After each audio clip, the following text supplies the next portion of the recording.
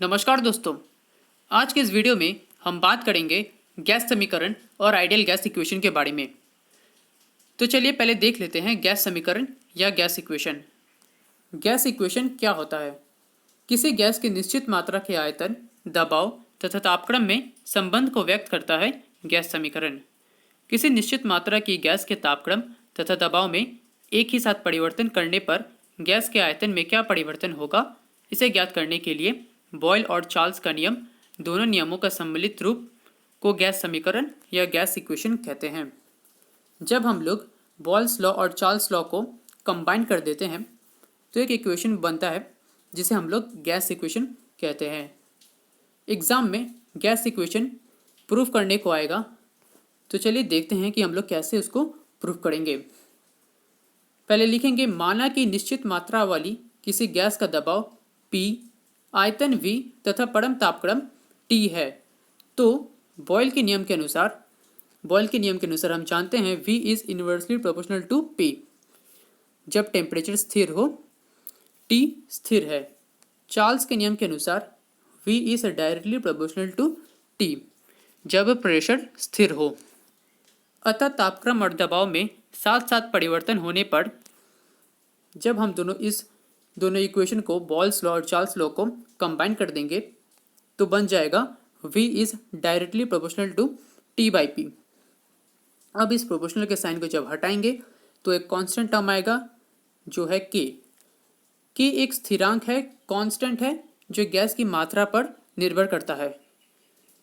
अब यहाँ से हम लोग P को लेफ्ट हैंड साइड में ले जाएंगे तो हो जाएगा PV इक्वल्स टू KT, और T को हम लोग नीचे लेकर आएंगे तो PV by T equals to K हो जाएगा।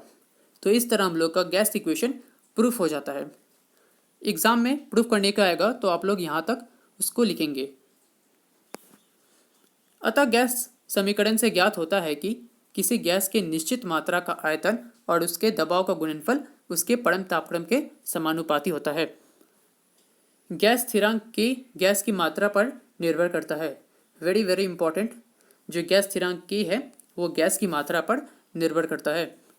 PV इक्वल्स टू KT को हम लोग आदर्श गैस समीकरण या आइडियल गैस इक्वेशन भी कहते हैं। अगर हम लोग K के जगह NR रिप्लेस कर दे, N का मतलब है गैस में उपस्थित मोल की संख्या, तो PV by T equals to NR हो जाएगा, और T को उधर रिप्लेस करने से PV इक्वल्स टू NRT हो जाएगा। यहाँ पर R का मान सभी आदर्श गैस के लिए सभी परिस्थितियों में, सभी कंडीशंस में समान होता है। R को हम लोग यूनिवर्सल गैस कांस्टेंट कहते हैं, और इसका SI पद्धति में जो मान होता है वो होता है 8.3 जूल पर kelvin. Very very important, R का जो मान है वो SI पद्धति में 8.3 जूल पर केल्विन होता है। इसके बाद ये फॉर्मूला को हम लोग को अच्छी तरह याद रखना होगा। एग्जाम में न्यूमेरिकल आएगा तो हम लोग गैस समीकरण का जो फॉर्मूला है न्यूमेरिकल बनाने का वो है P1 by V1 equals to P1 by V1 by T equals to P2 V2 by T2। P1 का मतलब है आरंभिक दबाव, V1 का मतलब है आरंभिक आयतन, T1 का मतलब है आरंभिक तापक्रम, और P2 का मतलब है अंतिम दबाव, V2 का मतलब है अंतिम आयतन, और T2 का मतलब है अंतिम तापक्रम। जो यहाँ पर टेम्परेचर है वो केल्विन में होगा। एग्जाम में अगर क्वेश्चन आएगा सेल्सियस में दिया होगा तो हम लोग पहले उसको केल्विन में चेंज करेंगे, फिर उसके बाद हम लोग न्यूमेरिकल को सॉल्व करेंगे। इसके बाद जो हमारा टॉपिक है वो है आदर्श गैस समीकरण या ideal gas equation. Ideal gas equation क्या होता है? साधारण तौर पर सभी गैस नियमों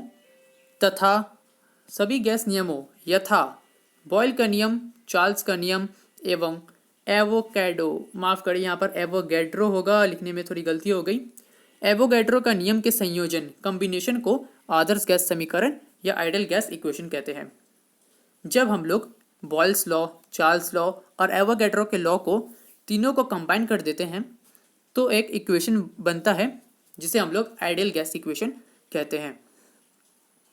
वे गैस जो PV equals to KT gas समीकरण को पूर्ण रूप से पालन नहीं करती उन्हें वास्तविक गैस, रियल गैस कहते हैं। रियल गैस किसे कहते हैं, ये एग्ज़ाम में पूछा जा सकता है।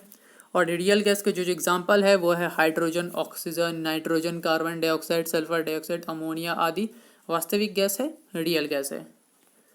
अब आदर्श गैस को कैसे हम लोग प्रूफ करेंगे, PV equals to NRT. Exam में ये क्वेश्चन आ सकता है, या फिर ये भी आ सकता है कि बॉयल्स के नियम, चार्ल्स का नियम और एवोगैड्रो का नियम, तीनों की सहायता से हम आदर्श गैस समीकरण को प्रूफ करो। तो चलिए देखते हैं कैसे प्रूफ होगा। बॉयल के नियम के अनुसार गैस का आयतन V इसके दबाव के विलोमानुपाती होता है। V is inversely proportional to P। हम जानते हैं बॉयल के नियम के अनुसार V is inversely proportional to P होता है। और चार्ल्स के नियम के अनुसार गैस का आयतन V इसके परम तापक्रम के समानुपाती होता है, यानी V is directly proportional to T।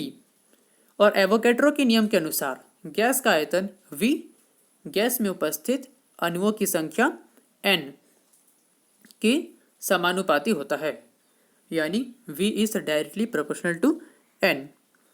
माफ़ करिए, यहाँ पर इसको इक्वेशन 3 ऐसे बनाना होगा, लिखने के समय आप लोग ध्यान रखेंगे। अब हम लोग क्या करते हैं, इस तीनों इक्वेशन को कंबाइन कर देते हैं, तो हम लोग को मिलता है V is directly proportional to NT/P। अब हम लोग यहाँ से V is directly proportional to NT/P। अब यहाँ से प्रोपोर्शनल के साइन को जब हटाएंगे तो एक कांस्टेंट टर्म आएगा जिसको हम लोग बोलते हैं R। ये R अभी हम लोगों ने पढ़ा, इसका मतलब होता है यूनिवर्सल गैस कांस्टेंट, जिसका मान 8.3 जूल पर केल्विन होता है। तो इस तरह हम लोग का PV equals to NRT ideal gas equation proof हो चुका है। ये एग्जाम के लिए बहुत ही ज़्यादा इंपॉर्टेंट है। R को हम लोग यूनिवर्सल गैस कांस्टेंट कहते हैं और इसे आदर्श गैस समीकरण कहते हैं। PV इक्वल्स टू NRT को हम लोग आदर्श गैस समीकरण या आइडियल गैस इक्वेशन कहते हैं। यहाँ पर जो हम लोगों ने देखा N, इसका भी एक फॉर्मूला होता है। N का मतलब है गैस में उपस्थित अणुओं की संख्या, जिसे हम लोग मोल भी कहते हैं। N का एक फॉर्मूला है जो है W/M।